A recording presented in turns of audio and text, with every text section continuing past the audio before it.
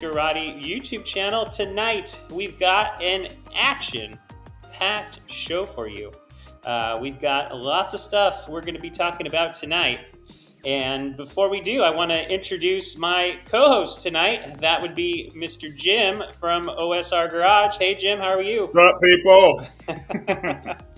So yeah, it's the two of us tonight. We got a pretty packed agenda. Tonight's show is all things Fisker. And we're going to be covering quite a bit of topics tonight. We're going to talk about the Fisker Ocean at Pebble Beach. We're going to talk about upcoming pop-up locations and events. And the funny thing about that, Jim, is I posted this stream kind of early this morning. I don't know, 7 o'clock, 7:30. I had an inkling that Fisker was going to announce a pop-up location today. And lo and behold, hey, they announced a pop-up location. So we're going to talk about that and a couple other ones. We're gonna talk about that message that Henrik Fisker sent to Ocean One, future owners of the Ocean One. So we'll talk about that and some warm and fuzzies that some people got from that message. And then we're going to talk about Fisker Ocean Reservations. We're going to talk about the company possibly increasing 2024 production beyond 50,000 units. American manufacturing, all that fun stuff. And then we're going to talk about Fisker stock performance. There's been a lot of questions about that. So we're going to try to do our best and cover that tonight. Fisker's kind of at a critical point right now, the stock. So we're going to talk about that. And this actually comes from the person who writes our weekend stock chart analysis. So that's going to be kind of interesting. And then, like we do every time, we're going to take your questions live. We'll see how we do. We'll do our best to answer them. And that's pretty much what we got in store for today, Jim. It's a packed good. One. Sounds good and to it looks me. like we got 41 people on the chat. So I asked everybody, where's everybody joining us from tonight? So let's see where we have some people. We have Cincinnati, Ohio, Victor. We have Craig in Colorado. We have, I'm going to butcher your name, Shrezek, New York. We got another New York. We got Arlington, Texas, Alex. We've got a LFG, and I know that's not a place, but excellent. We have Mike, who's actually a club member. He's in St. Petersburg. Hello, Mike. Thanks for joining. Thanks for becoming a member. We have Rosanna from, I want to say North Carolina. She didn't say that, but I think she's from North Carolina. Wilmington, North Carolina. There we go. We've got Glenn from Vermont, Dan from Hudson, New York, Tiger from Greenwich, Connecticut, Bull Runner from Gulf Coast, Mississippi, and another person, Steve Brown from Wilmington, North Carolina. 2 people from the same city. That's pretty cool. Carl from Ocean Isle Beach. Take that back. So we got a lot of people on the East Coast, it looks like, some on the Midwest. I haven't seen anybody from California or Seattle, or I should say Washington, Oregon, and so forth. So anyhow, we got a good turnout of people. We got Wisconsin, Silver Nort, cool name. So yeah, let's get cracking. Shall we get started? Yeah, sounds good. I was just curious. I know we had a couple people, or at least one that said they're from New York. Did they make it out to the pop-up? That's coming this weekend, actually. We're going to talk about that. Yeah. Okay. We're going to talk about that. I actually got a cool map I made earlier today, and I hope it impresses. It's a custom map. I learned how to do custom maps today. I thought that was actually kind of a fun thing to do. So let's talk about the first thing. First thing was this right here. We're going to talk about Fisker Ocean over at Pebble Beach. You see that? We have a little caption for each subject that we're going to talk about tonight. Pretty cool, right? trying to learn this thing. So Fisker Ocean at Pebble Beach. Let's go ahead and talk about this. So the car actually was at the event from the 18th through the 21st. We ended up getting some professional photos and videos over this past weekend, uploaded them to the site. And believe it or not, this video that we have on the screen right now has been actually our most popular video that we've ever uploaded. But the feedback on it, the comments, geez, there's so many comments on there. And I've replied to pretty much everyone. I don't know how many there are. I want to say close to 100. It's quite a lot. And this was the first time, and I've heard the same thing from, I don't know, over a dozen people saying this is the best, 360, wrap around, shot that we've seen of the Fisker Ocean. The unfortunate thing is this vehicle is now a year old. So a lot of people are saying, well, what's going on with the seats and different things? And you'll notice that the company's actually done some improvements on this vehicle. It's very slight, but you can see when we see the wheels here in just a second again, maybe we'll see the wheels. I just saw them a second ago. And those wheels actually have that grayscale badge on the center of them. So that is the grayscale badge that we'll see on the Fisker Ocean 1. All that I don't know what it's called, the premium features that you get from the Ocean 1 versus the Extreme, the Ultra, or the Sport. So that's actually kind of cool. This is the really first time that we've seen video of the interior so up close. And we actually had people sit in it that provided us photos. We had candid photos in addition to the professional photos this weekend. I don't know. Did you see those, Jim? Yeah, I did see some of those. They were pretty nice, and the seats are. I think the seats are going to hold up better than what we were expecting with that Eco Suede. I mean, I think it'll look okay. I am probably not going to do the Malibu. I'm probably still going to go with that. I think it's Sea Salt, I believe. That's right. That lighter color. Put some Scotch Guard on there, and it'll be all right. There you go, some Scotch Guard. So one thing that people noticed was, like, in the back of the Fisker Ocean, you have the foldable seats, the rear foldable seats. They fold down, and people are saying, I thought that the seats were going to be a 40-20-40 split, but when I went to Pebble Beach, I saw the 60-40 split. And the reason for that, we wrote an article earlier this week. The reason for that actually was this vehicle is about a year old. I don't know, maybe a little over a year.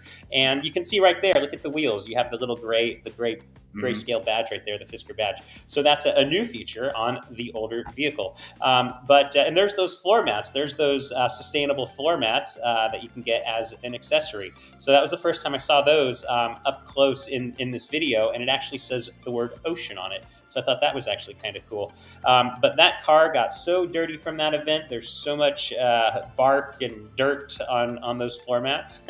So I thought that was kind of interesting. But that rear seat, the reason why you see the 60-40 instead of the 40-20-40, which we see in the latest videos on Instagram shared by the company, is because this is an older vehicle, and there's been a lot of refinements, improvements, fine-tuning that has been made to make the vehicle better for for production. And next month we have Henrik Fisker going to Graz, Austria, to actually show. He's going to actually look at the production intent vehicle.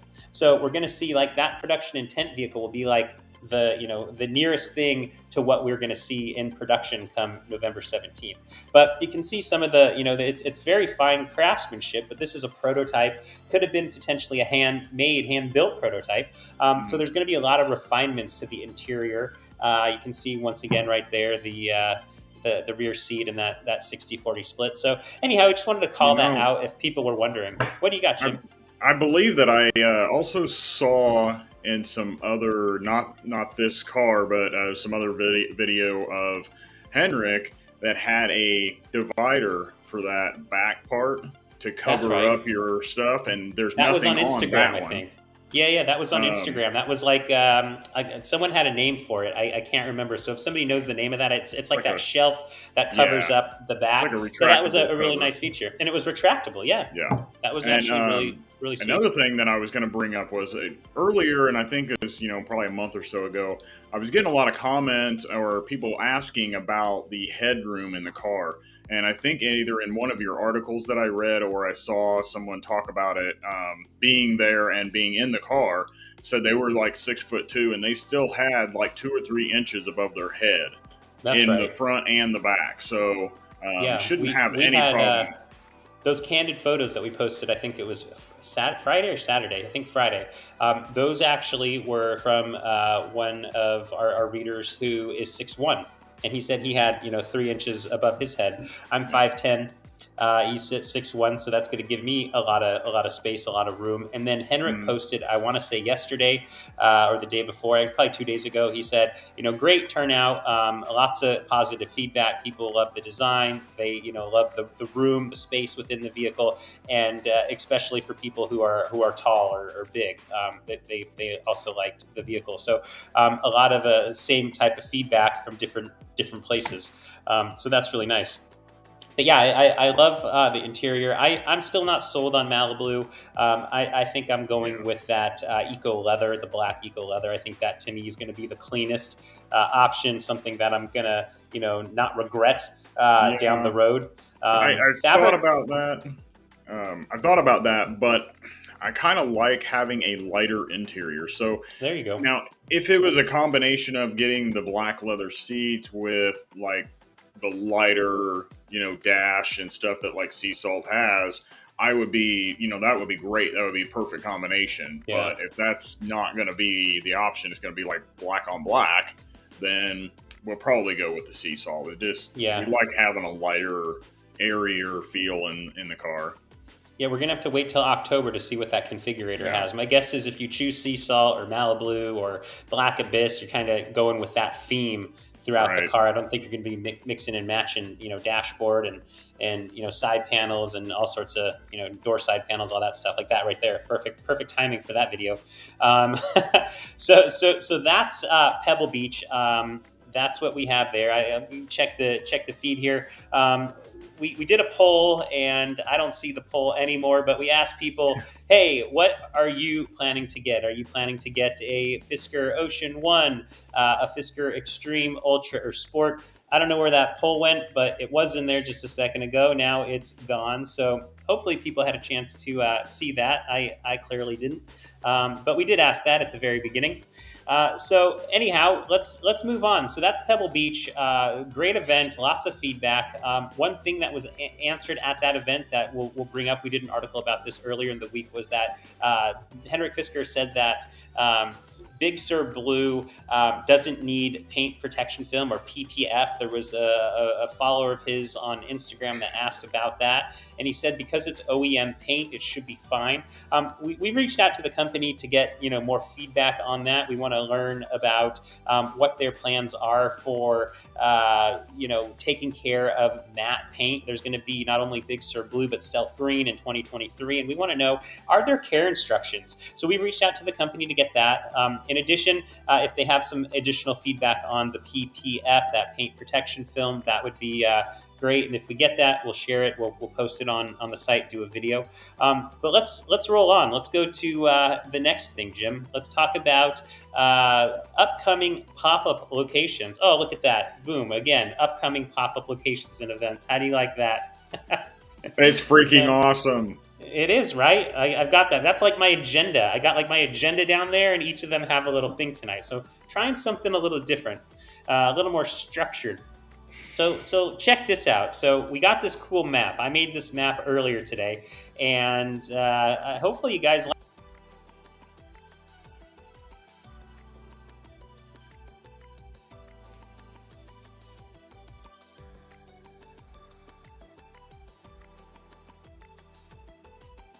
These are the next 3 pop-up locations and events on this map here.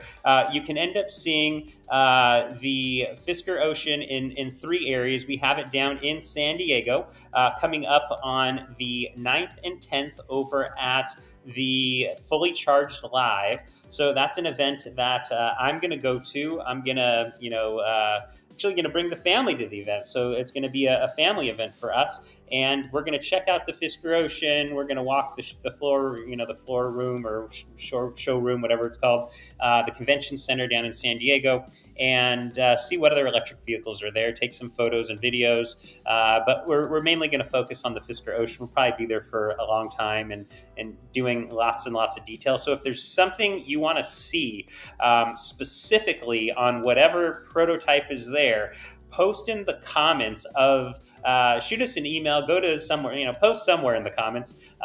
Maybe the comments of this video, the only problem is they get buried, the comments of these live chats. But post somewhere and we'll have a look at it. what you want to see more detail of. Do you want to see, underneath the seats? Do you want to see, I don't know, Battery.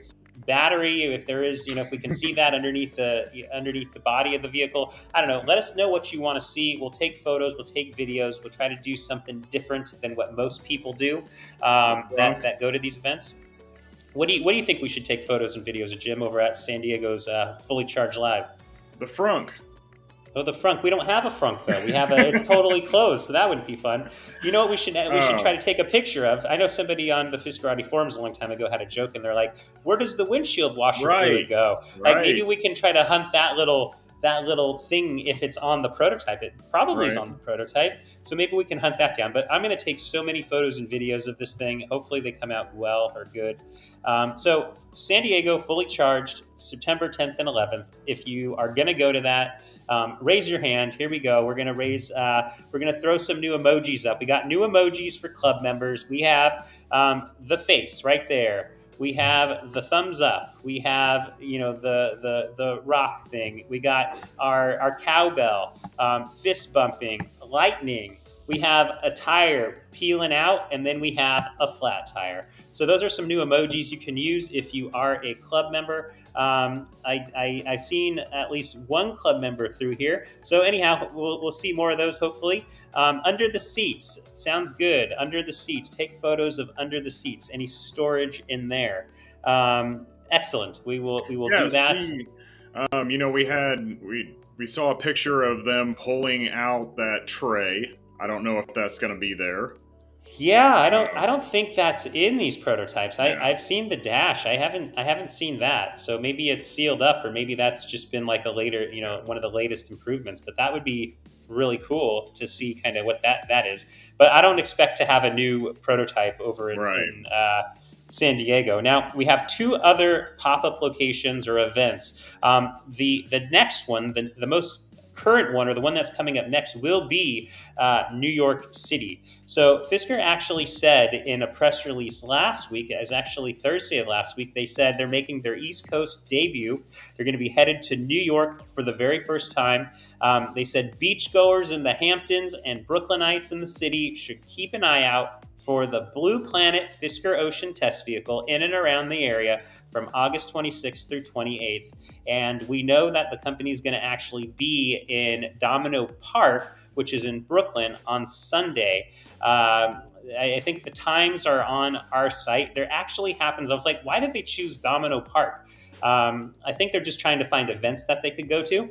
Yeah. So this Fisker Ocean here, while it's bigger than all the, I don't know, it's probably a few states right there, covering up like Massachusetts and New York, and I don't know what else is under there. But they are going to be in Domino Park. There's actually a bike ride or some sort of a bicycle ride that's going to be over in that Domino Park around the same time as Fisker. And Fisker is going to be across the street from an ice cream shop on... I think it's like River Street or something like that. So details are on our site. You can search New York or NYC or whatever you want. You can find them there.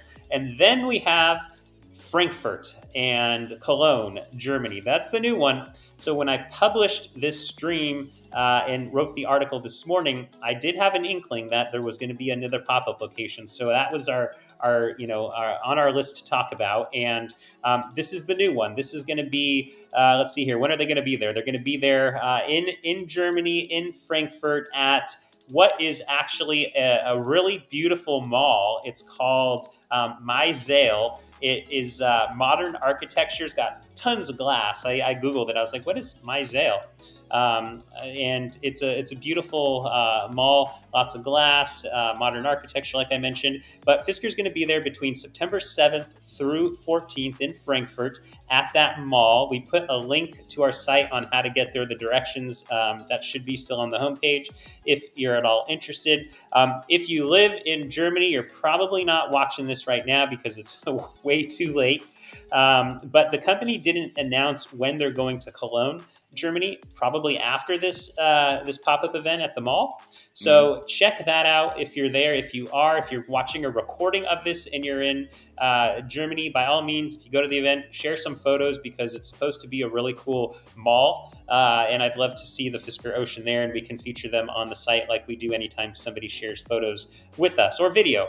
And the same goes to somebody who may be going to New York City. If you're going there, please share photos. I think I'll have San Diego covered, but you might have a better camera than me. So share your photos and videos of San Diego at Fully Charged. And by the way, if you're going to the San Diego event, we mentioned last week, we have a coupon code, a discount code. We don't make any money on it, but we got it from the organizers. You get 15% off if you haven't already bought your tickets. Use code Fiskerati, all caps, capital letters or uppercase letters, and you should be good to go there.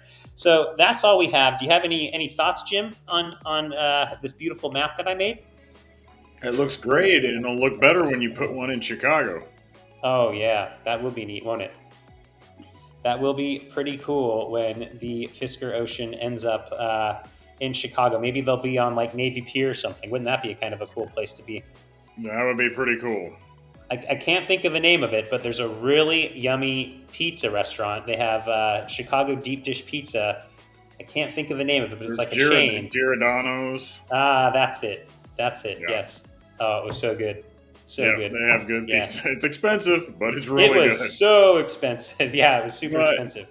But it's one of those where you eat one piece and then you're like not sure whether you want to try to eat another one because it's so I ended up eating thick. like 1.5 pieces, 1.5 pizzas. I think that we had ordered like 2 pizzas, and I ate like 1.5. It was so I eat so much, but yeah, that was really cool. So yeah, hopefully it comes to Chicago and we can plot that on the map. I actually created this map in Google, as everyone probably knows, but I'm going to keep it up to date because I think it's kind of fun to look at the map and see the Fisker Ocean all over the place. So the next thing we're going to talk about is actually let's take a look at the chat real quick. Let's see if anybody's got anything in the chat before we roll Been on. a lot of chat going on over here, and people helping answer questions. And there was one that I saw. Let me see if I can find it again. So I see the poll finally. I see the poll up there. I don't know. It just appeared again. 63 votes. That's actually pretty cool. 63 votes. 50% of the people watching right now are going to get the Fisker Ocean 1. 6% the Extreme, 25% the Ultra, and 11% the Sport. So we got a couple more votes that came in. While we're watching the votes roll in here, for the people that have already voted, if you could go ahead and give us a like, go ahead and like the video. We got 11 likes right now. If you like what we're talking about, we're not even halfway done here. We got, I don't know how many more subjects to talk about, 6 or 7. But go ahead and like the video and subscribe to the Fiskerati YouTube channel. We're almost at 2,000 subscribers, Jim. Do you believe that? That's awesome. Yeah, in such a short time, almost 2,000. So there's 75 people on here. My guess is those 75 people haven't subscribed to OSR Garage yet or the Fiskerati channel. I think some of them have. So thank you to the people who have. For the people who haven't, go ahead and subscribe to our channel. What are you waiting for? Go ahead and do that. And I'm going to plug one more thing while we're doing it. We just updated the Fiskerati app on the Apple App Store. So there's a brand new version. It's actually got a really cool, I don't know what it's called, a really cool footer. So we've improved it. So when you're in an article, I'm going to throw it up here. You now have a really nice bar at the bottom, but there's a lot of optimizations, a lot of improvements that we've done in this app, so it should run a lot smoother. If you have any issues with it, shoot me an email and let us know. But yeah, you should have a much better app experience. Download that in the Apple App Store. And there also is a new build on Google Play that I did last week, so you can check those out. Cool. Let's go to the next thing, Jim. This is the fun one. This is one that I've been waiting for. So we got this a couple days ago. Did you get a chance to watch this? Which one is it? Okay, here we go. Let's check this out. Let's see if I got it up here. Oh, I got to actually pull it up. All right, so we got a video from Henrik Fisker. This is an email. Yes, we got an email communication from everybody who pre-ordered a Fisker Ocean 1, so I assume they sent out 5,000 of these. And the neat thing about it is it kind of personal. It kind of gives you a warm and fuzzy if you're a Fisker Ocean 1 future owner of a Fisker Ocean 1. And we know 57% of the people watching right now, which would be, 40 people, are Fisker Ocean 1, future owners of the Fisker Ocean 1. So they all got this, and we can maybe chat about it. Let us know what you think in the comments about this video here. Let's go ahead and take a look. Hi, thank you for being a Fisker Ocean 1 customer. You're one of only 5,000. You're a visionary, you're going to be part of the Fisker family, and we're here to change the world with you. A clean future for everyone. We're still on target to hit production November 17th this year. Of course, not everybody will get their car immediately. It will come over the first half of next year, but I'm super excited about getting you your car so you can drive it around. We are very excited, and thank you again to be part of the Fisker family. All right, there we go. That was Henrik Fisker talking about people who pre-ordered the Fisker Ocean 1. That was like the first message we got from him telling us, thank you, congratulations, you are visionaries, you're pioneers, you are founding members of not members but founding customers of Fisker. Yep. So that was actually pretty cool. The email talked about being a VIP. So maybe that's some new terminology we're going to start hearing about. VIPs, very important persons. so that was kind of neat. Kind of made me feel good getting that. I thought, wow, this is actually pretty cool. Maybe the only way it would have been better would have been like, hey Sean, thanks for reserving, pre-ordering a Fisker Ocean 1. I'd have been like, whoa, it's a personalized message. But it was pretty cool. What do other people think about that? Who got that? Did anyone else get that and think it was actually kind of cool? I didn't see any comments that anybody else said they got it, but all right, cool. It looks like there's lots of chats going on. People are having a blast chatting. That's a good thing. Cool. We do have one question. Oh, let's hear it. All right. Mike wants to know, Magna is based in Canada. Do we see production moving there for 2024? I don't think probably 2024. That might be a little too soon for them to get things moved and arranged while they're still trying to build across seas, but possibly 2025 maybe. I know they're going to try to do everything they can to try to take advantage of the tax credit if they can, but that's really quick to move full production from across seas to over here.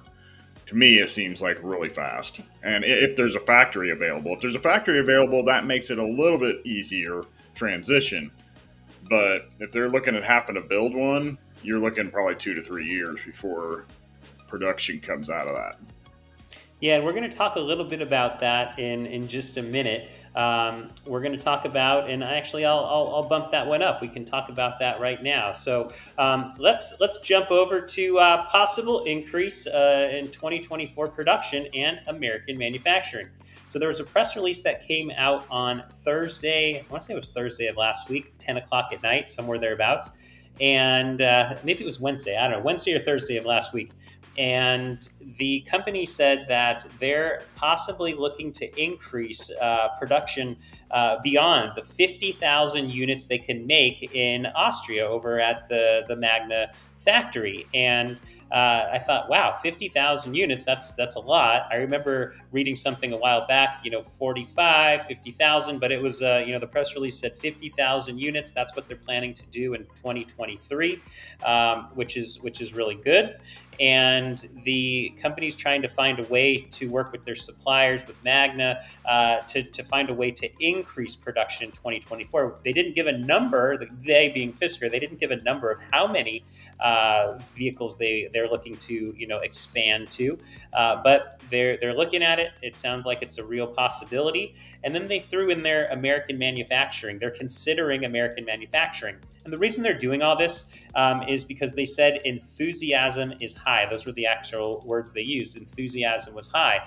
And as you know, if you are here in the United States, which I'm guessing most people that are watching are either probably in Canada or the United States, things were off the hook with pre-ordering here in the United States. That Fisker Ocean Sport sold out first, then the Ultra, and then the Extreme was kind of the only one left over. And Henrik made kind of a plea, if you will, or plea is probably a wrong word, but he's like, hey, here's, this vehicle is going to have $35,000 in standard equipment above the Ultra. And, that to me was a reason alone to pre-order the Extreme when he talked about that. I think it was a Monday. Mm-hmm. The day before the president signed that bill. So I think those were actually really neat things. We didn't cover this much over the weekend, but they certainly could do. They don't necessarily need to bring manufacturing back here to America, even though that's what their press release said. They could bring it to Canada, or they could bring it to Mexico, and the Fisker Ocean would still qualify for at least part of the new EV tax credit, because it would be manufactured in North America. Now, we still are out, who knows, your guess is as good as ours with regards to battery components and materials, where they're sourced. We still don't really know too much about that. We need more information on that so that we know what CATL's doing there. But they are looking to bring some sort of a manufacturing to North America too, some sort of factory or something like that. I don't know the status of that. There was some issues with some U.S. senators going to Taiwan and causing people in China to get a little angry. And I think CATL was planning to do it, and they said no, and now they may be saying yes. And who knows? I don't follow that saga, but it's certainly a possibility.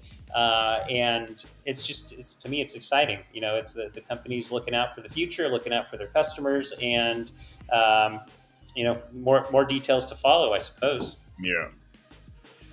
More details to follow. So somebody had a question. So it's like, where could that plant be? As you guys know, the company hired an executive away from BMW, who I want to say was for sure on the East Coast. I want to say it was North Carolina, but it was some sort of a BMW SUV factory where this individual was the general manager, and now he's been tasked with at Fisker as probably one of the most recent C-level hires to help the company achieve their goal of 1 million electric vehicles annually by the end of 2027. And that means the company is going to certainly need to ramp up. If they're planning to do 50,000 units in 2023 and they want to expand in 2024, well, they're certainly going to have to expand well beyond, what they're planning to do in 2024 for the Ocean. And then you have the Pair coming online as well in 2024. And that alone, who knows how many units Foxconn will actually be able to produce. But that's all exciting, and that's going to hopefully help the company get to that million electric vehicles by the end of 2027. So that's exciting. That's something to kind of keep track, and it's one of those big, hairy, audacious goals. The BHAG that you learn about at work. Got to write your goals. Got to write your goal. You got to have a BHAG goal. Again, maybe you've never done that. I've had to do that at all the places that I've worked. No. Well, you're lucky. So let's move along. So in that same press release, we heard this: 58,000 Fisker Ocean reservations. That's a lot of reservations. And the company, they're going to only be able to produce, as of right now, 50,000 units in 2023. So if they were to, a lot of people here are going to be able to get a Fisker Ocean from the looks of it. The company had 56,000 reservations on, I want to say, August 2nd on the Q2 2022 earnings call. And that means they added, since between then and sometime mid last week, they added an additional 2,000. So they went from 56,000 to 58,000. And that they're back kind of on the 1,000 reservations per week. It looked like it kind of dipped a little bit below that between the last two times they reported, Q1 2022 and Q2 2022. So they're back on track with 1,000, and they say that they're going to hit, they think they're going to exceed, or they're going to hit 80,000 Fisker Ocean reservations by the end of 2022. That's a lot of reservations. 80,000. Wow. Yeah.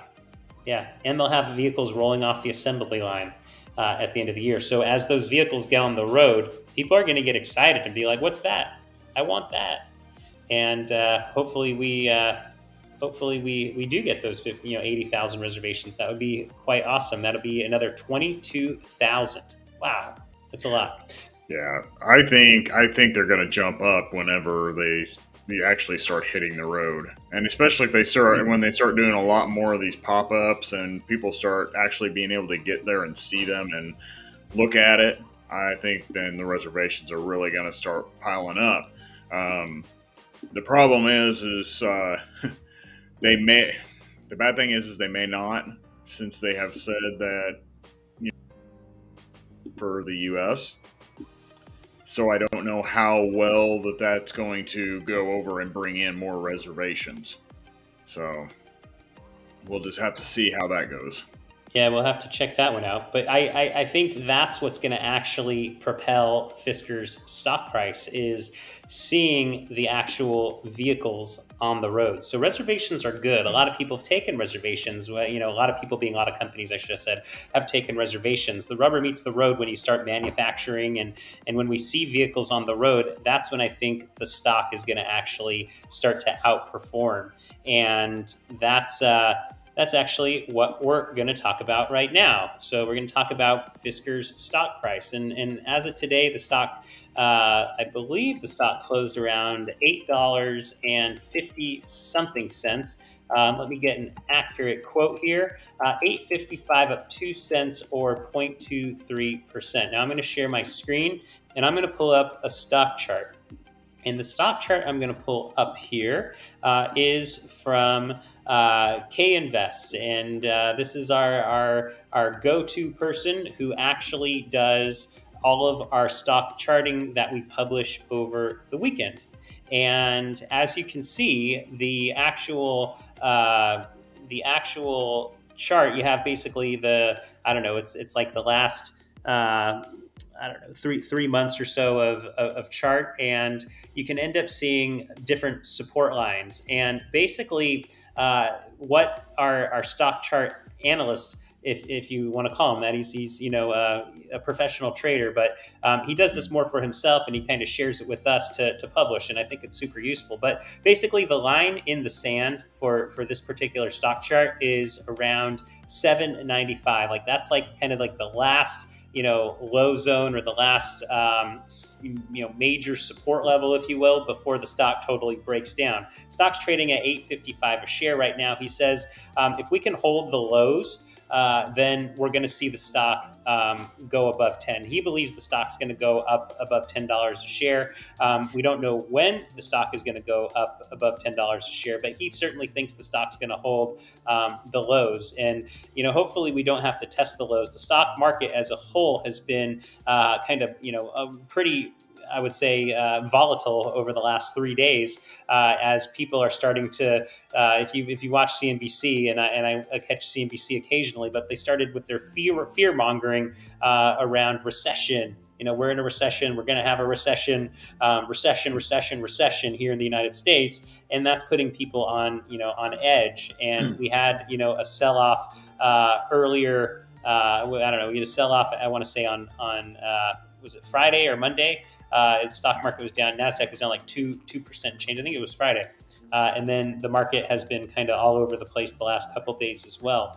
So, there was an update just the other morning, and then everything kind of closed flat or down. And, for Fisker stock, if you own Fisker stock, I own a bunch of Fisker stock, the line in the sand needs to hold around, 795. Like we were before, it was like 885, like that was the previous line in the sand, and that support broke. So now we're hitting up against that resistance level of 885, and the stock's going to need to have the company's going to have to issue some news or do something in order for us to kind of barrel past that 885 now resistance level. And if we can't do that, chances are we're headed south. And let's hope as Fisker shareholders who are long Fisker stock, that 795 level holds, that 795 zone. And what our stock analyst says is if the stock flushes out and gets down to the low eights, he believes we're going to end up seeing a rapid rise above 885 towards 10.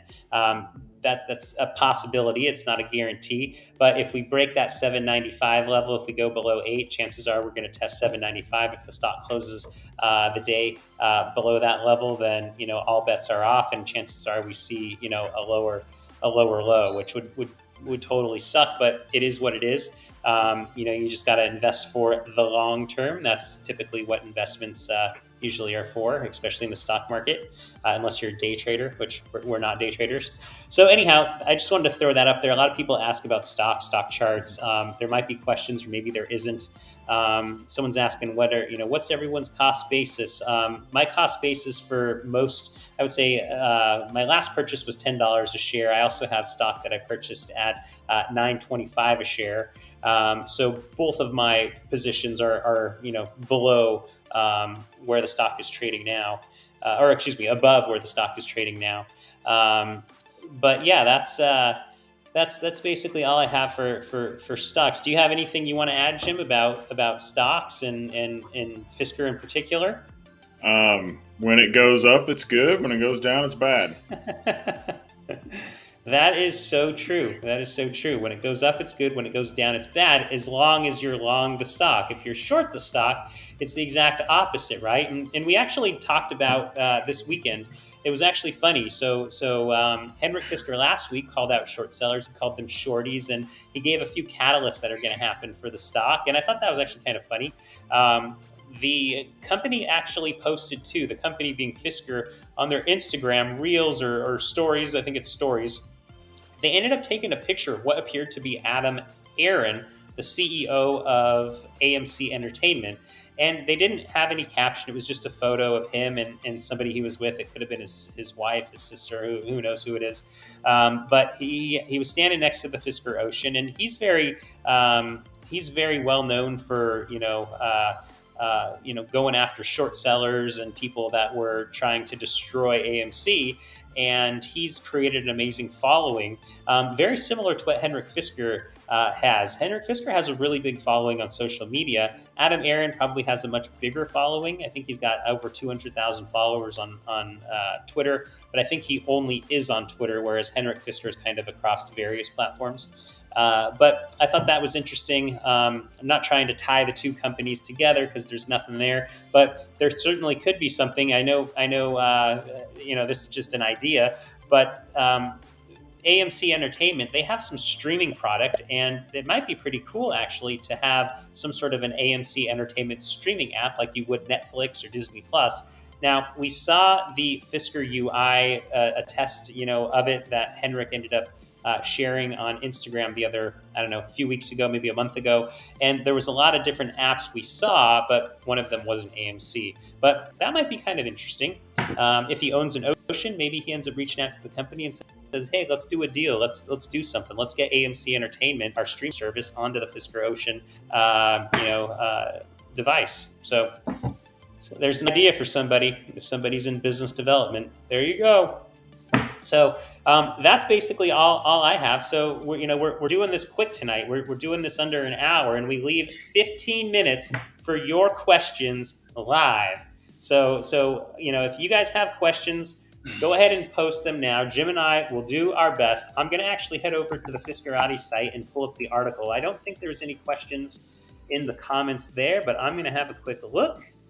And we will see if there are any. Let's see. No comments on there. So that makes our job easy. But we do have 78 people online. Let's go ahead and see if anyone has questions. Yeah. So first a shout out, Jim. We have Kevin Mckinnon, who's a Fiskerati club member. So thank you, Kevin, for joining. He says, hello all. I'm late to the party. Yes, you are. The party got started pretty promptly today. We got started at 6 o'clock. Last time I did a 6:05 start, thinking that some people were going to run late. Let us know in the comments. Do you like a 6 o'clock start or do you like a 6:05 start?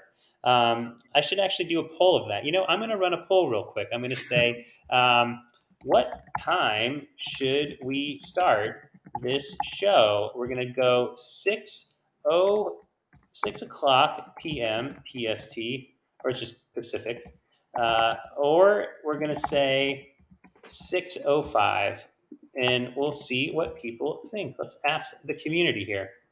So there's another poll question if you want to partake. 7:30 Central Time. Yeah, that's a little late for us, but yeah, I hear you. Yeah, we try to do this. I try to do it.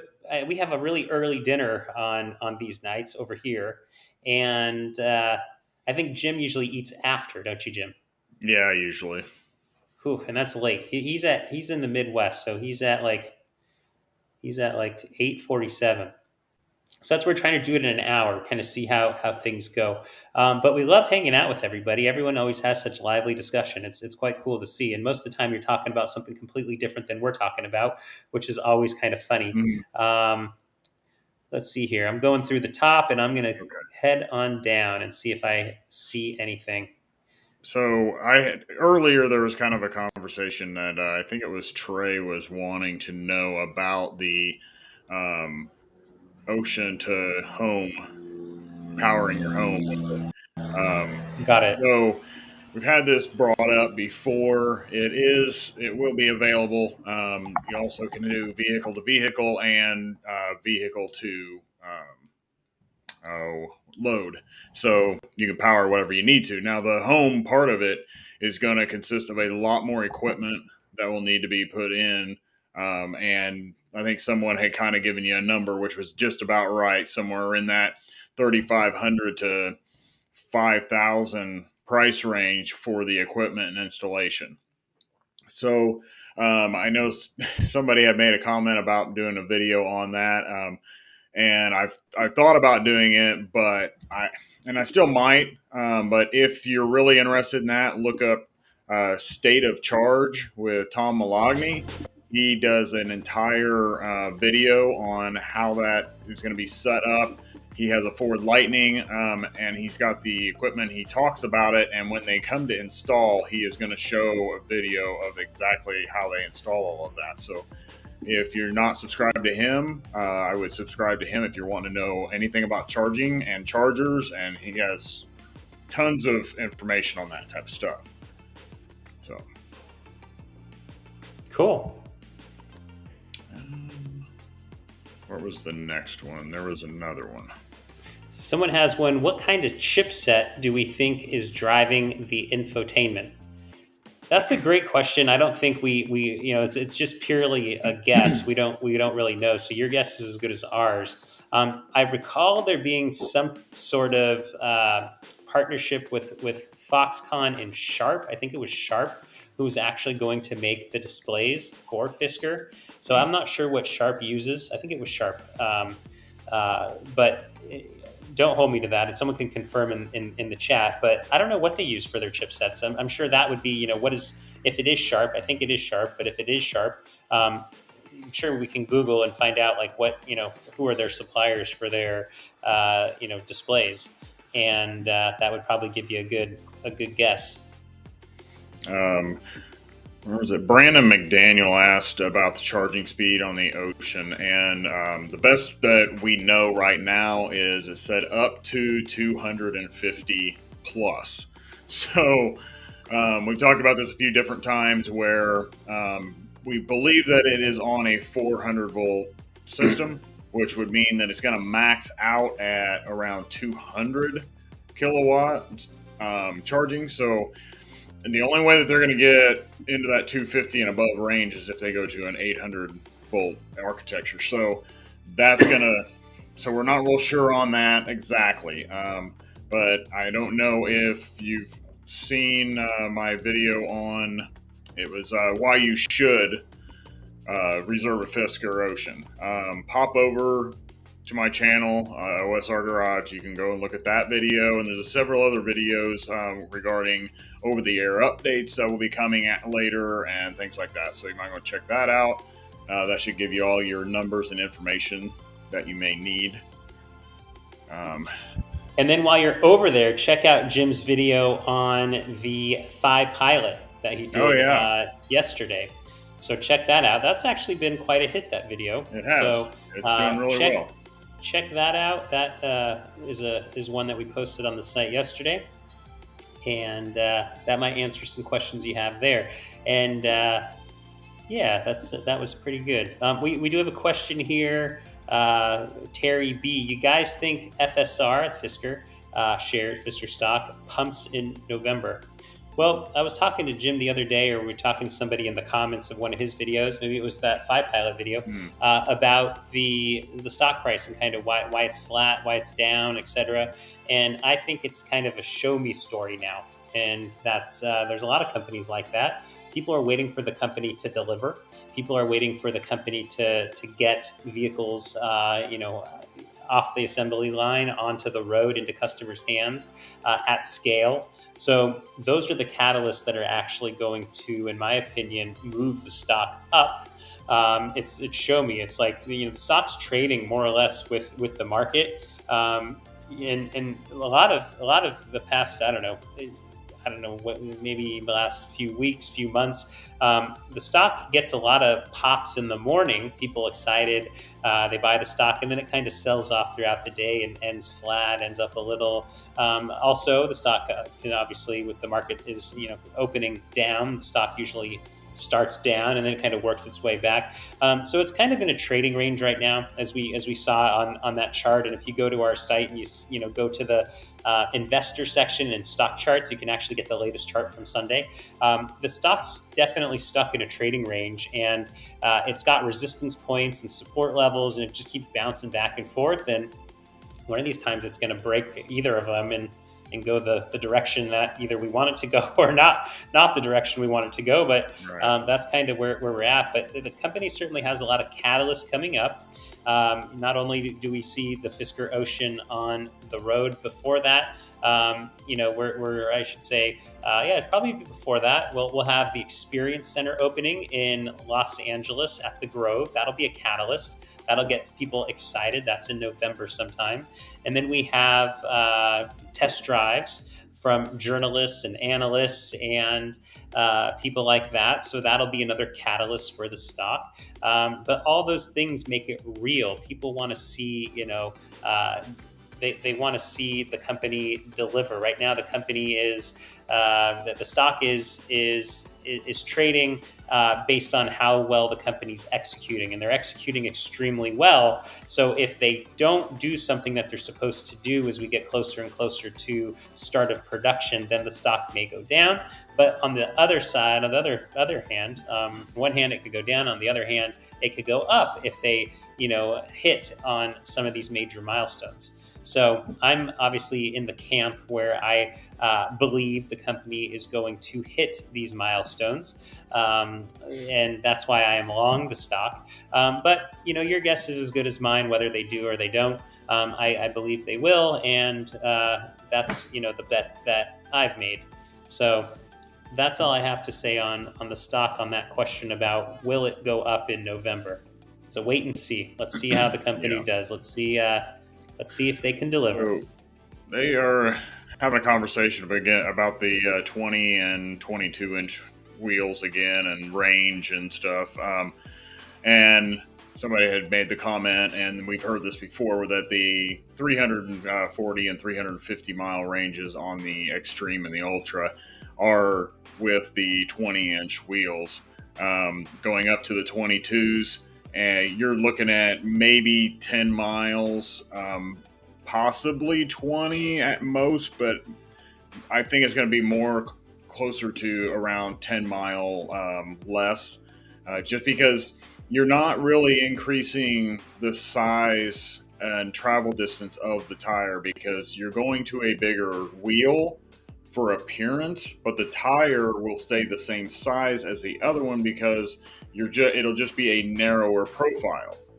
So you're just the height and circumference, everything is going to be the same. It's just a smaller profile on that wheel. So the difference is going to be the weight of the wheel more than anything else. Adding that extra 2 inches, might add an extra 10 pounds to each wheel or something like that, or 15 pounds to each wheel.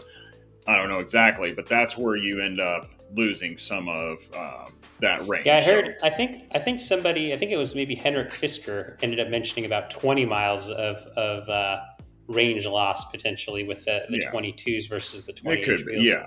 It could be. But if you think about it this way, if you're gonna lose some range there, but if you have that Solar Sky roof, then you're gaining a little bit back.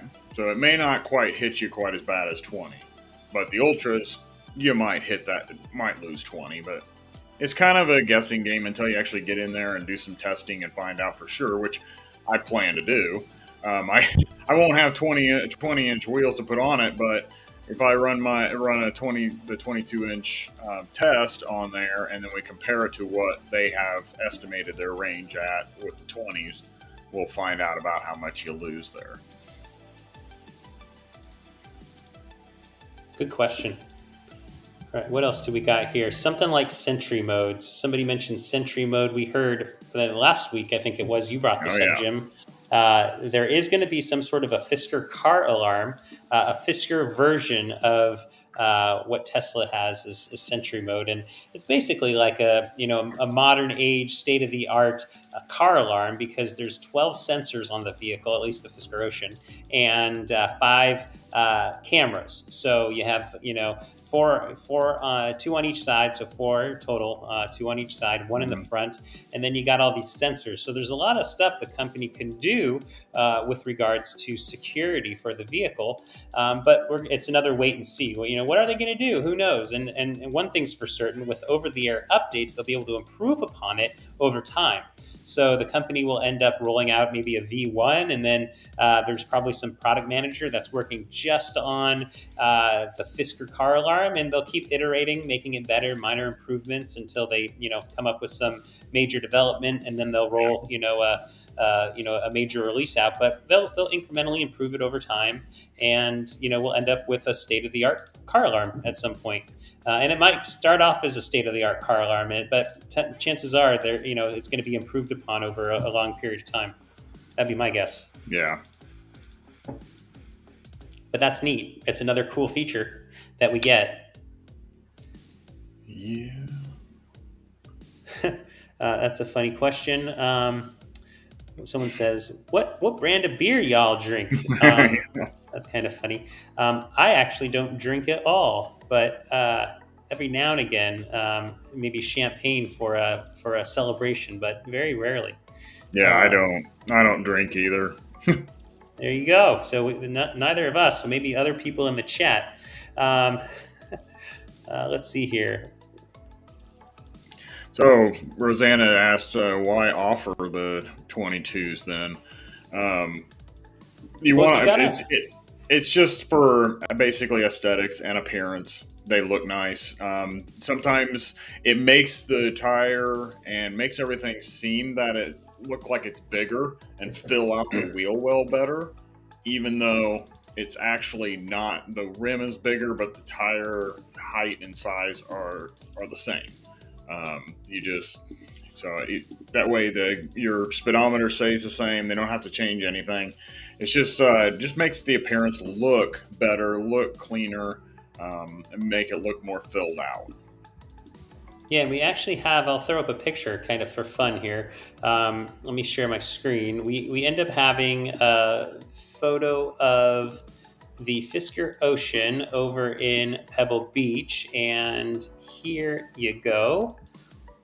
You can see it there, and it does look quite awesome. That's the slipstream, the 22-inch slipstream in black alloy.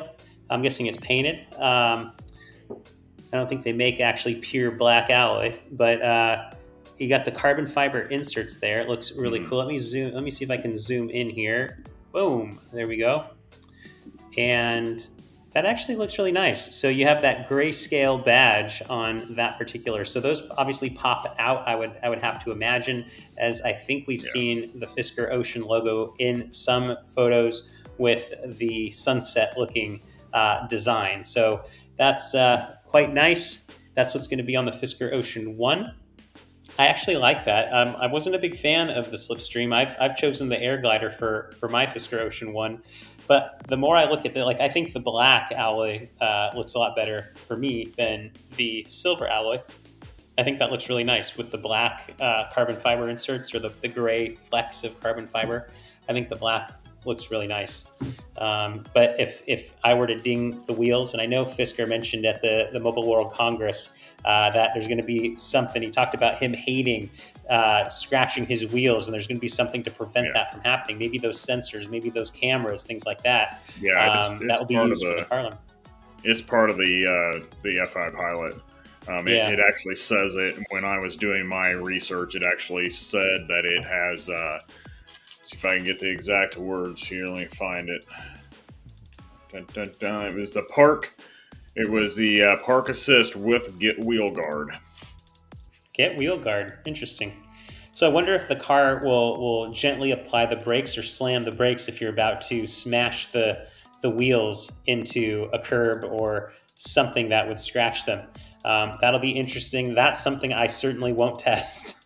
Now, my question is since it says the park assist with the wheel guard, I'm wondering if maybe that feature is only engaged if the car is parking itself and not if you are parking. Now, it might give you a warning. Maybe it might beep at you, but I don't know that it'll stop you unless you're about to hit something, physically hit something with the car. Like a parking curb or something. Right. Sometimes you roll over those. That's actually kind of interesting. I wonder how that's going to be. Like I've seen some parking curbs, like the ones that you pull into a spot and they have that parking curb in front. Sometimes my car that I have downstairs, sometimes those parking curbs have rebar sticking up much higher than the actual curb. So it's really bad. It almost sometimes is ripped off almost feels like it's going to rip off the bumper. In fact, my wife, funny story for maybe me, not so funny for her. She's actually ripped off 2 bumpers completely off with parking curbs here in San Diego with her old Jetta. It was actually 2 Jettas ago, but oh my God, that's a bad day if you rip your bumper off from a parking curb. Not fun. I would say. Oh yeah, not fun at all. Not fun. So we got 86 people on here. Thank you all for joining. If you haven't subscribed to our channels, go ahead and subscribe to our channels. Last I looked, the Fiskerati channel was going to hit 2,000 subscribers. Maybe we're going to hit that today. Maybe we already have hit that. I doubt it, but maybe you guys have surprised. Oh my God, it's at 2,000 on the money right this minute. Good job. That is crazy. Wow, that's crazy. Thank you all for that. What other questions do we have, Jim? We got anything else in the chat here? Let's see. Yeah, ouch, Rosanna. That was a bad one. Ripping off a bumper. Red. Is there a red color for 2023? There is. It's called Red Planet. Okay, Red Planet. Okay, that's what I thought. Some people were talking about the red, but I think they were meaning they weren't able to get red on. Yeah, you're not able to get that as a launch color. Yeah, there's a lot of people who wanted the solar orange for a launch color. That was kind of the first color that I think I may have seen of the Fisker Ocean. And I was like, wow, that's really cool. That's really bright. And that's what inspired the orange logo for the Fiskerati was the solar orange vehicle. I think that's a really beautiful, beautiful car. That paint obviously won't be available until 2023. So we're certainly not getting that one. We're still going to probably play it safe with the Great White, which is going to be a gloss. But the Big Sur Blue is growing on me. I just have to convince my wife that Big Sur Blue, like we've always owned white cars, at least since I've been married, only owned white cars. Previously, I have had a red truck. I've had a black, SUV. I've had green sedans. I've had, I think maybe that's the only, I had maybe like a turquoise sedan as well. But white has been primarily the dominant color of choice for our vehicles in this household, and I don't know why. I think they just look cleaner, kind of hard to keep clean though. We wash our car very very infrequently, so it looks awful. But yeah, that's all right. We're gonna trade it in. We're gonna get the Fisker Ocean. I'll wash it before we trade it in. Yeah. Oh man. Steve says we'll get you to 10,000. When do you get the YouTube mirror? And that little YouTube mirror is like 100,000 subscribers. So that's a ways to go. What's a YouTube mirror? Yeah, you get a little mirror thing, and it's got a play button on inside of it and everything. It's wow. The guys from Out of Spec reviews just got theirs. Is it a neat feature to have? Is it a neat feature to have? It is. It's just an accomplishment that you hit 100,000 subscribers. So that's what they. Unfortunately, they don't get you for like 10,000, which I think would be cool if they did something like at 10,000, at 50,000, and then 100,000, something like that. But I'm happy that we had 1,000, 2,000. That's kind of cool. And I'm happy just that people are watching. It doesn't matter really the number, but if people enjoy this, we have 86 people here. If they enjoy this, then it's worth our time. If we were doing this and nobody was watching, then it probably wouldn't be worth anyone's time, including ours. But it's cool that there's 86 people watching, 2,000 people subscribed to the channel. As I mentioned the other day, it was actually kind of neat as well. Jim kind of spoiled it a little bit over I think on Sunday, but we ended up. I didn't mean to. I didn't know you were going to do it. I wasn't going to mention anything. But we have 260 plus now referrals for the Fiskerati site. So there's been 260 something. Last I looked, it was a few over 260. So thank you for the people who have used our referral code.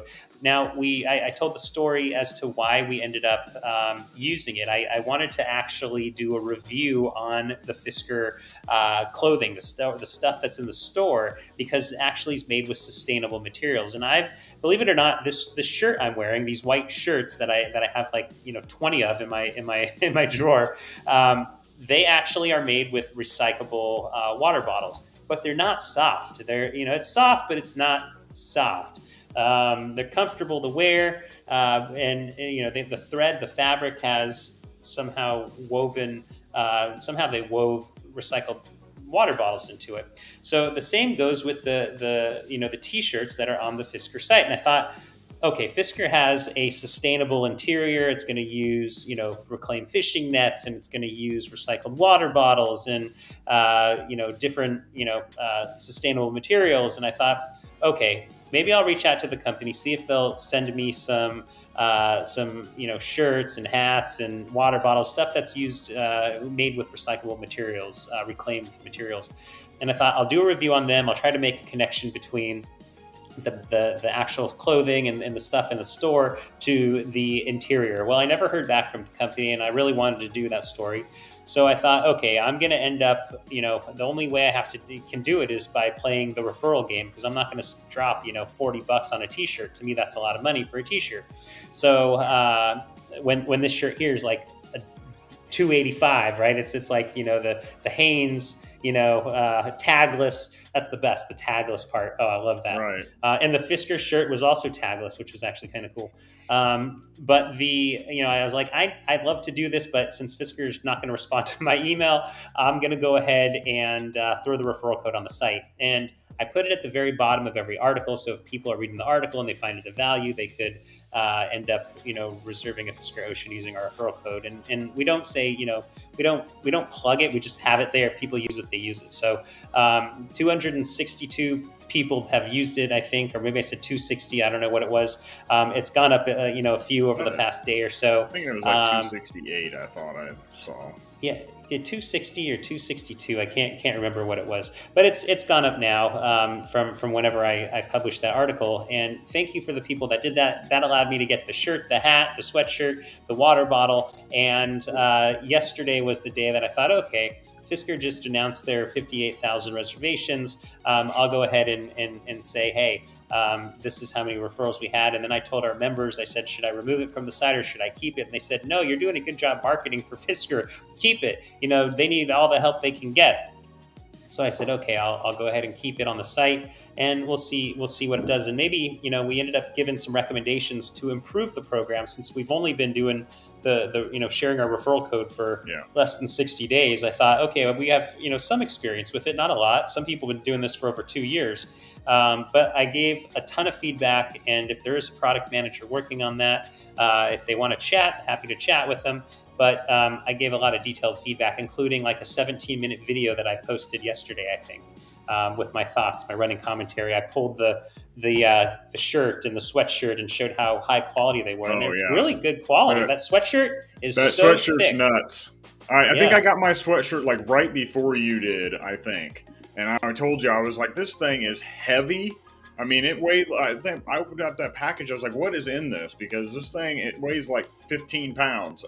And I pull it out, and it's this super thick sweatshirt. I was like, I don't even know if I'll need a coat in the winter. I'll probably just wear that back and forth to work and not even have to put my coat on.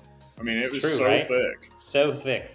So the thing the takeaway that I got from having that merchandise, earning that merchandise instead of being sent, I would have much preferred it to be sent, because I put the referral code on site. But the actual quality of those products is extremely high, and that's probably why Fisker charges what they charge for them. The screen prints are actually really nice on the shirts, on the sweatshirt. It is. The screen print's thick, though. It's not like it's not like a digital printer just printing the logo. It's actually, it looks like it's somebody that screen printed it with an actual screen print. And I know a lot about screen printing. I've actually had some businesses where I've actually made a lot of shirts and hats and all sorts of stuff using, actually me screen printing them. So I know a lot about that, and the quality was actually good. A machine probably did theirs, but it's actually a legit screen print, not like a laser printer. Like the Fiskerati shirts that we sell. So if you want a Fiskerati shirt, that's not as good quality as the Fisker shirt. We have those for sale if you're interested. They're on our channel. You can go to the shop or the merchandise section, and they're $20. And that's another way to support us. I think we make like $5 off of it. That'll help pay for the hosting. The hosting bill is probably our most expensive bill that we have every month. And as for the people who are watching, you can join our club. The club helps support all the expenses. So I've did this as a hobby, and it's been growing, kind of like I was going to say a weed, but weeds aren't good. It's been growing, by leaps and bounds, and expenses and costs are going up. So instead of me spending my money on it, if other people are getting value from this, I thought, hey, let's start a club, and if people want to help contribute, they can help contribute. The goal was 500 people in the club by the end of the year. In 2023, we'll try to convert that club to a worldwide Fisker Ocean car club. It'll be like the unofficial Fisker Ocean car club. But that's kind of what I plan to do. That club is taking about another hour a day of my time to do. So it's another thing that I have on my list every day to do. So it's fun, but that's turning into a job. I hate jobs. So that's kind of where we are with that. We had, last I looked, it was about 55 or 60, somewhere between 55 and 60. I can't remember members. Awesome. Like I mentioned, the goal is 500 by the end of the year. So that leaves us September, October, November, December, 4 months to do that. If we can't hit that number, that's okay too. We will just end up serving 1 or 2 ads on the site to kind of cover the excess expense that we have. So I just want to be totally transparent with everybody on all that stuff. Yeah. And that's all I got. So yeah, you can join right on YouTube here. If you watch our YouTube channel, join on YouTube, because then you get the little cool badges that we saw some of the members have as they were chatting, and they get those cool little icons that we make as well. That are custom to our channel. But if you aren't on YouTube and you're watching this, you can actually go to fiskerati.com/club, and you can join using PayPal. And that's another option. Then you'll get access to Fiskerati forums, and then there I'll post content. And we got some exciting stuff. You guys are going to have your mind blown here over the next few a few days and weeks. So stay tuned for some exciting stuff. But that's all I got. We got any other questions, Jim? We got anything else? So Michael Thomas is asking if Fisker will get the new cattle batteries. The one thing with that is they do have an agreement with cattle for their batteries. Now, that what they have in place right now, I'm sure they have what they've been working on for the last 2 years, and securing those batteries for the production that they're getting ready to do.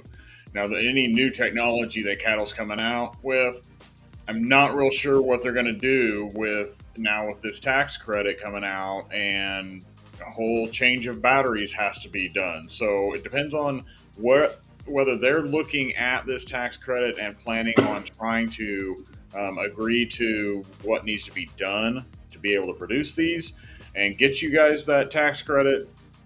If they decide that really they're at a price point where the tax credit is, doesn't really matter, then they may just stick with the cattle batteries and just kind of continue that development. But if they're looking to move, if they're looking to move to the United States for production, I would assume that they're going to try to start looking for production of batteries in the United States too. Now, that's not saying that cattle couldn't come over and produce here, but they are from China, and the U.S. the China and U.S. Trade agreement thing is not at a good point right now.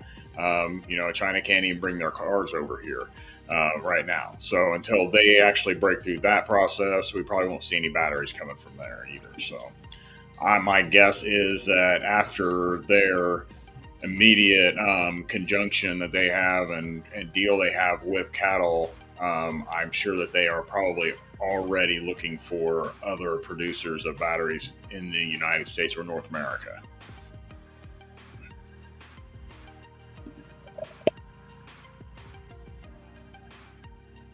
Excellent. So you touched on this. You sent me an email earlier with a link of a video, and I had the video in my queue to watch. I just have not had a chance to watch it because it is about an hour long, so I really didn't have a chance. And I was mowing my grass today, and I figured I'd listen to it as a podcast, and I turned it on, but they weren't talking since it was them talking in the car and driving. I couldn't really hear it, but Navhap, I don't know if that's pronounced right or not, but he said, hey folks, would love to get your thoughts on charging speed. Have you seen the recent out-of-spec review on Electrify America's congestion problem? EA chargers have a huge issue for their downtime.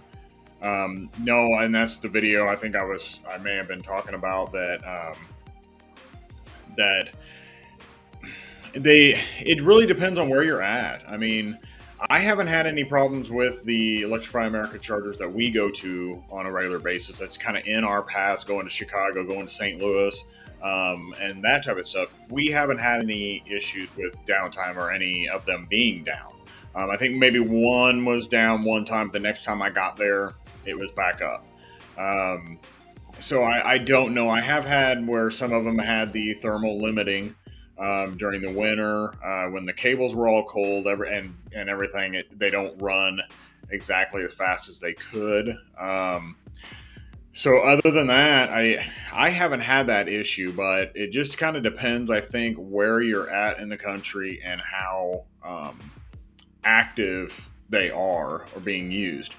I think here in the Midwest, we don't have a whole lot of EVs, so we don't seem to be having that problem. And I don't know if it's just more in an area where there are a lot more EVs that are occupying these and going and using these chargers on a daily basis is why it seems like there's more downtime than normal, or if it's just the fact that they only have 4 stalls, where you look at like Tesla, when they put in a supercharger stalls, it's like, what, Sean, 15 or 20 of them? Yeah, about you know. And I don't know what they're called, but like those generators or whatever that's managing the electricity or the load of electricity those things are huge. Those take up, and I should have taken a picture when we were in Palm Springs. But like, that's a huge, I don't know how many feet by feet, say like, 20 feet by 30 feet of these huge metal boxes. And there's like crazy fans running, and that's generating or processing I don't know how it works, but like managing the power that goes to the chargers. And there's huge, big, gigantic warning signs on them that say like high voltage electricity. Yeah.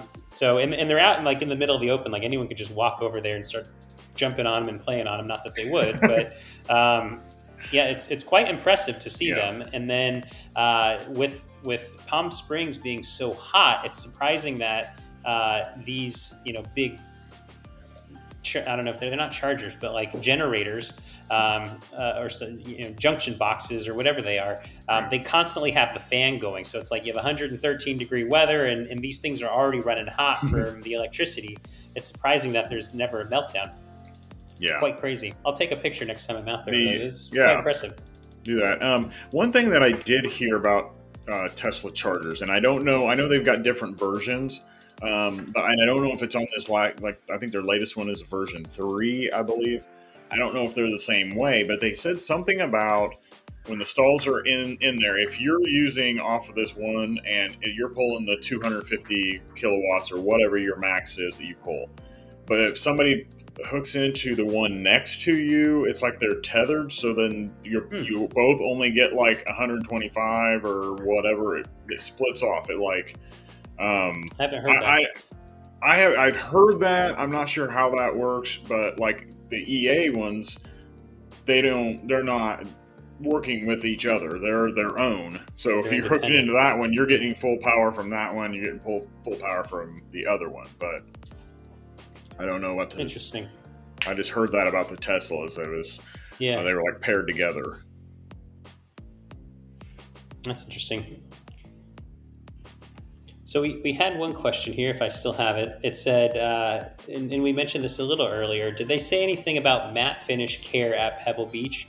No, we really didn't get too much about matte, the matte finish or the matte Big Sur Blue, if you will, Big Sur Blue Stealth Green. We didn't really get too many updates around taking care of that paint, maintenance for the paint, preventative care, all that type of stuff, how to best treat the paint. And we don't really have much information on that. I did mention earlier that I did reach out to the company to try to get some information on that. And as soon as I do, I'll publish it. I actually sent that out end of last week, maybe. Haven't heard anything, but as soon as I do, I will publish something. So Steve Brown said Michigan is building the first in-road wireless charging system. Has anyone seen this? I did actually. I don't remember how I came across them talking about this, but I did read an article about it. And it is very, very expensive to put in. So I don't know. It would be really a lot to try to put that across the United States. But the one thing that I did see is you got to look at it this way. First, wireless charging, that means that you're going to have wireless capability of charging. So that's going to be a whole nother thing that manufacturers are going to have to do, or it's going to have to be altered in some way. The other thing is I believe I read that it's you're going across it. The faster you're going across it, the less power you're going to pull. So if you want to gain more energy, you go slower. So I don't know if maybe this section of road that they're going to test out, I don't know if it'll have like a lower speed limit so that you're actually getting charging. Because, if you're only on that road, that part of that road that you can charge on for 15 minutes, and versus somebody who's going slower and is on it for 25 minutes, they're going to pull more power than what you are. So it's all going to depend on your speed. What state are they doing that in? It's a pretty interesting concept, though. What state are they doing that test in? Michigan. In Michigan. So it is pretty cool. I think I don't think they're making it very long. I think it's only going to be like maybe 100 yards or maybe 200 or 300 yards, and do the testing on it. I think they have a smaller one that they did just to make sure that it worked. But like I said, all your cars would have to be retrofitted for wireless charging, and That's not even a real concept quite yet. So whatever they're using to test on, they've had to alter that themselves. Yeah. The one that I found that I thought was really cool and is interesting is it is still wireless charging, but it actually is in your garage, and you can like leave it under your garage on your garage floor, and you just pull in over the top of it, and I think if you're within like so many inches, it will move itself to get in place to actually charge the car. There's also another one that is like a robotic thing that actually goes up and it will attach itself to the bottom of your car to charge your car wirelessly.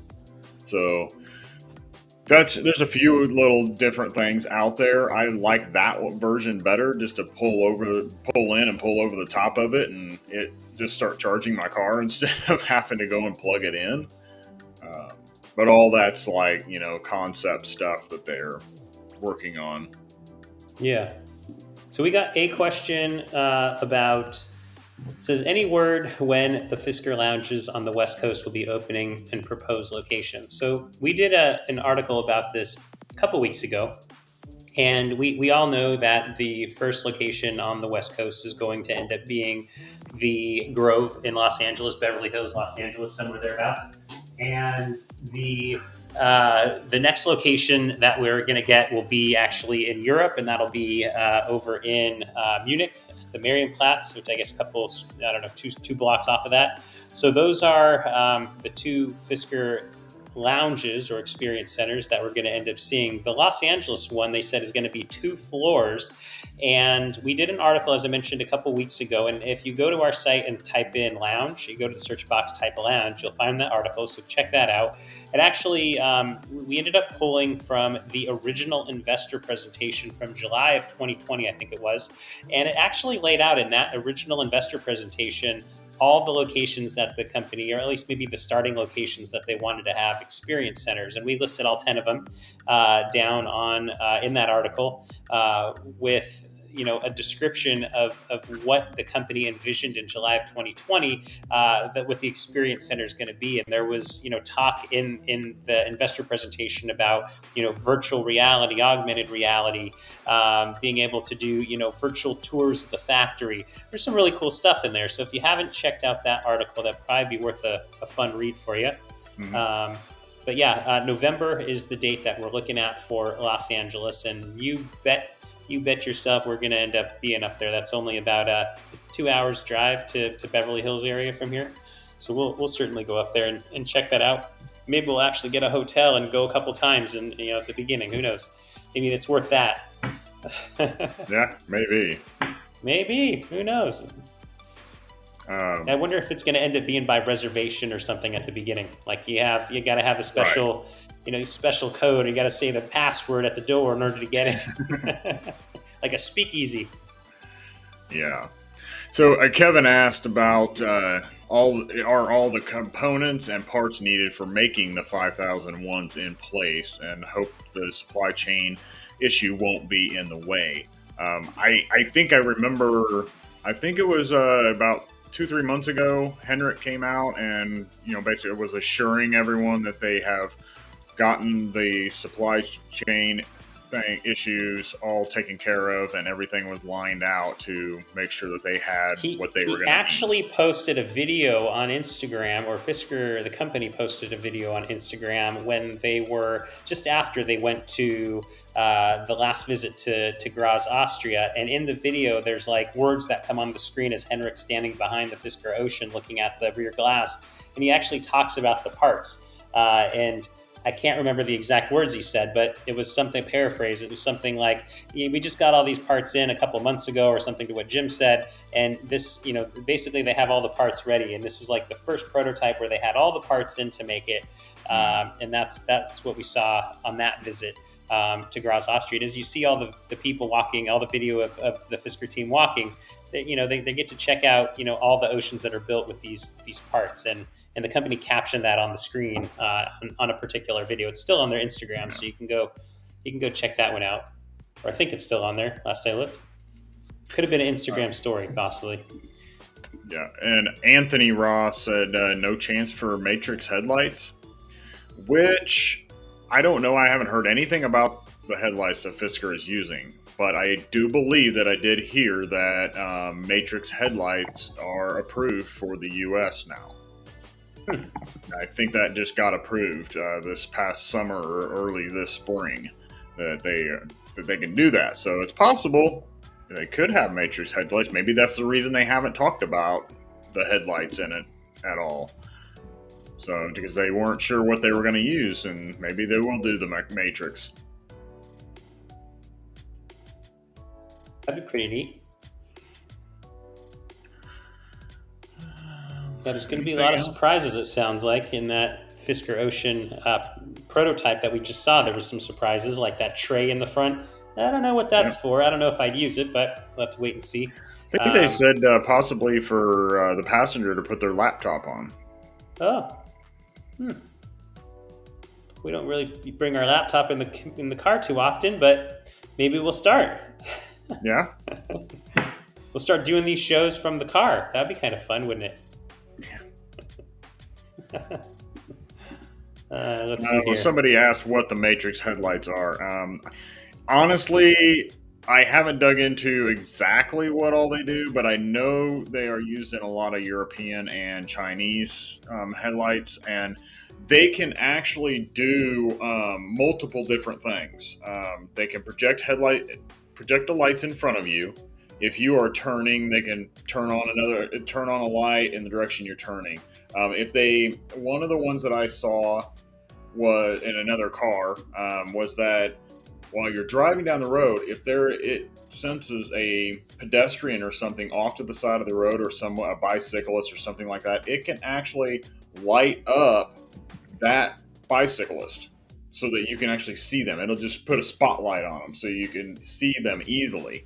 There's a lot of different things that they can do. That's why the Matrix ones are so popular, because a lot of safety things can be thrown into that won't affect. It's not going to blind like a driver or anything, but you might be able to see a deer come running out. If it sees it, it'll put a spotlight on that deer so you can see it a lot faster.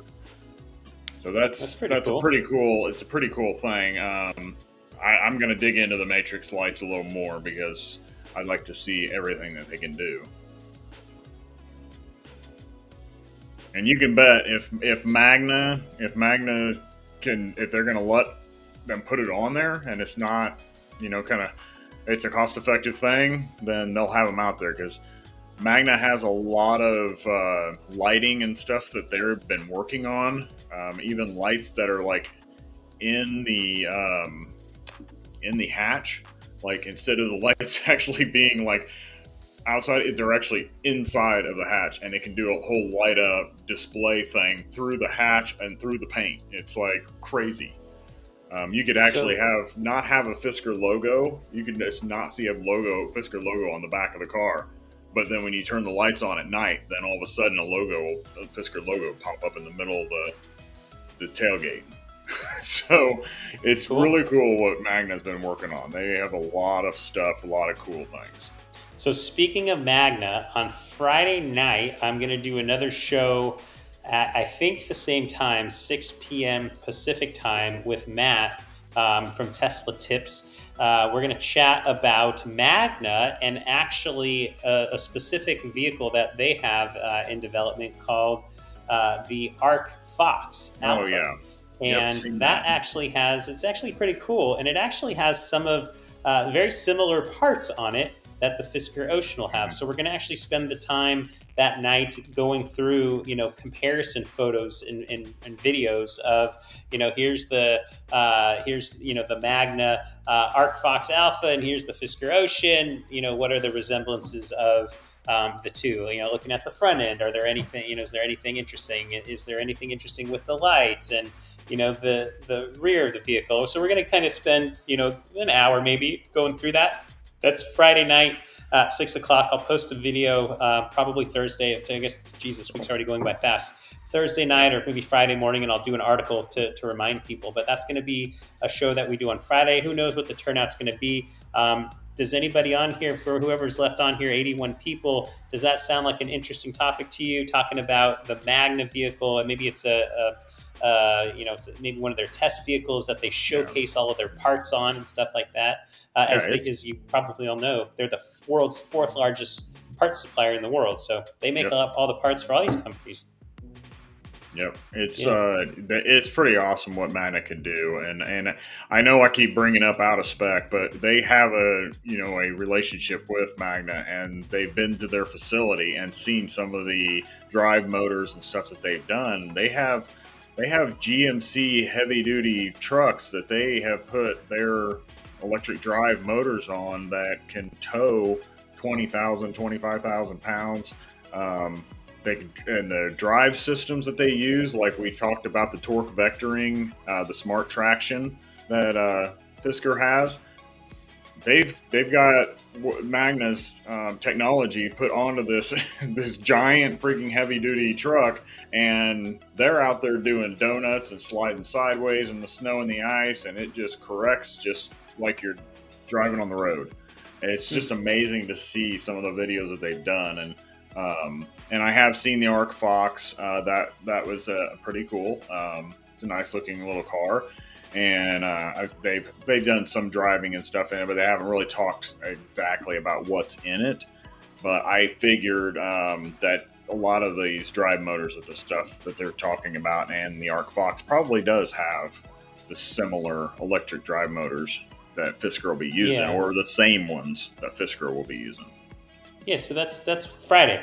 So we're going to chat about Arc Fox Alpha, and if you're around, anyone, go ahead and check it out. I'm going to learn stuff because I know a little bit about it, but I think Matt from Tesla Tips, he knows a bunch about it. So it's going to be an education for me. It'll be fun, and we'll all get to check it out together. So that's Friday night, 6 p.m., and we'll have to see how that goes. But yeah, so I think we got 81 people here. I think I don't see any more questions. I hate to bail on everybody, but I think it's time to go eat some dinner and go back to the family. Yeah, sounds good. We got one other thing there. Henrik recently mentioned we'll look for production in the U.S. Will it negatively impact Magna partnership? I don't know. It's a good question. Anyone going to Brooklyn? If you're going to Brooklyn, send us your photos, Tony, if you're there. I don't know if you're in Brooklyn, but there's a couple people at the beginning of this that were from New York.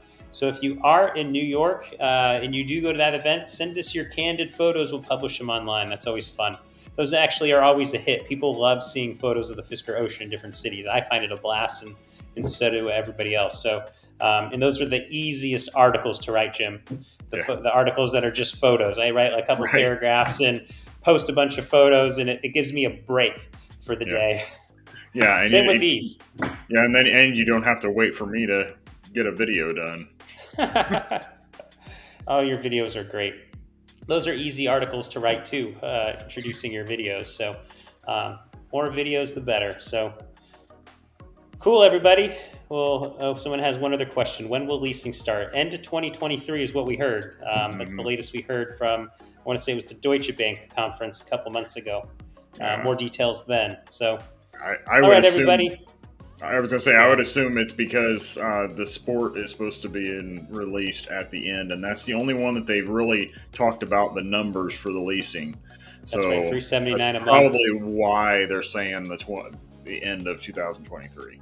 Yeah, and Sport Q3 2023, that's when I think production is going to happen. Right.